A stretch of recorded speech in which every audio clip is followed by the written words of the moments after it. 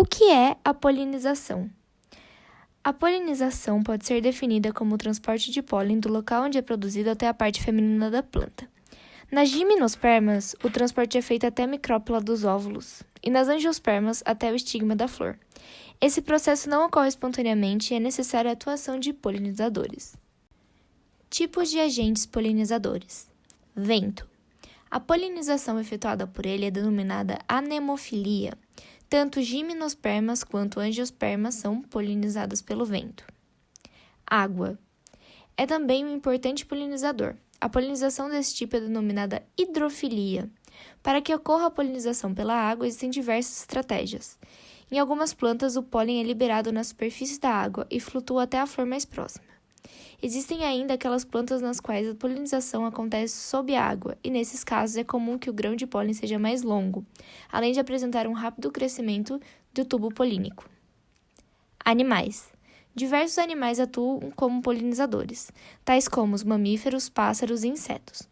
A polinização por animais é chamada de zoofilia, e as plantas que necessitam desses agentes geralmente oferecem algumas recompensas como alimento.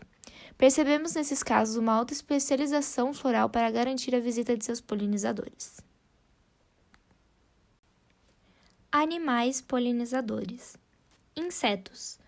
Polinização denominada de entomofilia. Nesse grupo, podemos citar os besouros, as moscas, as vespas, as mariposas e principalmente as abelhas. As plantas que necessitam desse agente polinizante possuem normalmente flores com uma área de pouso e néctar em quantidade moderada. Pássaros. Polinização denominada de ornitofilia. Em geral, as plantas polinizadas por esses animais apresentam cores vivas, normalmente vermelhas, estrutura resistente e néctar abundante. Morcegos. Polinização denominada de quiropterofilia. Esses agentes geralmente atuam polinizando flores esbranquiçadas com grande quantidade de néctar, forte odor durante a noite e rígidas. Plantas polinizadoras. Gimnospermas. A polinização das gimnospermas é basicamente realizada pelo vento, conhecida como anemofilia. As plantas que possuem polinização anemofilia geralmente produzem uma enorme quantidade de pólen. Isso ocorre pois este tipo de polinização é errante, não dirigida, e dessa maneira perdem-se muitos grãos de pólen no ambiente. Angiospermas. Elas já possuem sistemas de polinização mais refinados. A grande maioria tem polinização adaptada aos animais. Muitas angiospermas dependem dos animais para realizarem sua polinização. Por tal motivo, as flores das angiospermas apresentam diferentes estratégias de atração dos polinizadores, como pétalas coloridas, odoríferas e nectários, estruturas que produzem néctar, líquido doce e nutritivo. Coevolução das plantas e polinizadores. A coevolução está relacionada às mudanças recíprocas entre espécies que interagem e às forças seletivas que se pressionam mutuamente. A coevolução entre planta e polinizador foi apontada como uma das principais causas da rápida especiação das angiospermas. Por meio da análise floral, pode-se identificar 4 tendências evolutivas sucedidas desse processo: a redução no número e aumento na especificidade de peças florais, encurtamento do eixo floral e fusão de peças, aparecimento de ovário ínfero em lugar de ovário súpero e diferenciação do perianto em cálice e corola. Simetria bilateral ou zigomorfa em vez de simetria radial ou actinomorfa. Síndromes de polinização. É a hipótese na qual grupos de plantas que possuem os mesmos grupos de polinizadores têm um conjunto de características florais convergentes, permitindo a previsão dos polinizadores a partir destas. Essa previsão seria dada de acordo com as necessidades da planta em relação aos polinizadores e das preferências desses em relação aos atributos florais.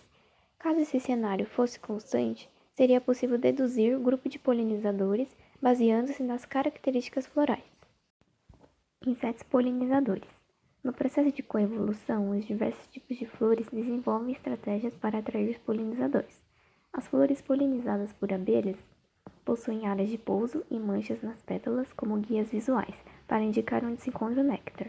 Suas cores variam do amarelo ao azul, já que as abelhas não enxergam o vermelho e se abrem durante o dia e não possuem perfume, como por exemplo o pessegueiro.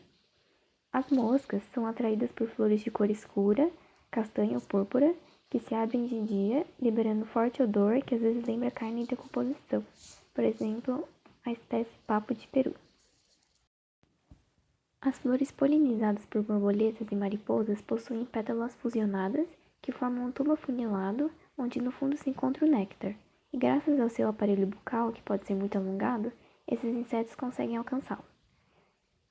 As borboletas elas têm um hábito diurno e visitam flores com a coloração viva que variam do amarelo ao vermelho e possuem um leve perfume, como a espécie Lantana cambará. Já as mariposas têm um ciclo noturno e enxergam pouco. As flores geralmente são brancas com um perfume adocicado que é liberado durante a noite, como a espécie dama da noite. Animais polinizadores. Assim como para os insetos, existem flores especializadas em atrair animais, como as aves e morcegos. Os morcegos visitam flores grandes e rígidas com grande quantidade de néctar, que se abrem à noite, de coloração pouco atraente e de forte odor de frutos em fermentação. Como esses animais possuem pouca visão, há dificuldade no voo entre as folhagens, por isso as flores ficam destacadas da copa, facilitando a sua aproximação. Um interessante caso de coevolução é das plantas que cantam para atrair os polinizadores, em que as folhas enviam ecos facilmente identificáveis pelos morcegos por ecolocalização. Essa planta usa o som para atrair morcegos que se alimentam de néctar. A espécie Margravia evenia tem folhas em forma de prato que enviam esses ecos facilmente identificados pelos morcegos, sendo uma relação positiva tanto para os morcegos quanto para as plantas, já que essas têm maior êxito na polinização e os morcegos encontram as flores mais rapidamente pelo som que emitem. As aves, principalmente os beija-flores, também necessitam de grandes quantidades de néctar para manter o seu metabolismo, que é acelerado. As flores polinizadas por essas aves se abrem durante o dia e possuem coloração viva, principalmente vermelha. A corola geralmente possui um tubo longo e a flor inteira é pendente no ramo, facilitando a aproximação e a alimentação do beija-flor em pleno voo, como por exemplo a flor da espécie fúcsia. Portanto, a coevolução é essa adaptação, ou seja, a variação na morfologia das plantas e flores para atrair os polinizadores e a relação mútua em que os animais fazem um serviço de polinização e recebem néctar e pólen da planta como recompensa. Essa é uma ótima troca para ambos, mas nem sempre é assim que acontece. Há uma relação desfavorável. Algumas plantas enganam os animais e os fazem trabalhar sem oferecer nada em troca, como é o caso de algumas orquídeas. As orquídeas, além de serem plantas do subtropical, de clima subtropical, as orquídeas não oferecem recursos aos polinizadores, sendo que elas podem ser polinizadas por engano ou fazer até mesmo a autopolinização. Em um terço das orquídeas, em verdade, elas não oferecem esses recursos, como pólen e néctar, que são recompensas de insetos que fazem a polinização. A polinização é importante para reduzir o gasto de energia da planta e melhorar o seu desenvolvimento. As orquídeas, que no caso não fazem essa autopolinização, provêm de uma diversidade de glândulas florais devido aos seus nectares, elefóforos e osmóforos, que ajudam aos insetos terem acesso a recursos para fazer essa polinização. Essa coevolução das orquídeas entre seus polinizadores é responsável por toda a sua estrutura química e fenótipa da planta, podendo alterar os componentes básicos da planta e até os recursos disponíveis para seus polinizadores. Essa relação de coevolução ainda é responsável pelos detalhes estruturais, a forma e do tamanho das orquídeas, em algumas espécies podendo levá-las a estruturas muito complexas. E isso resulta em grande especialização e diversidade morfológica floral da planta orquídea.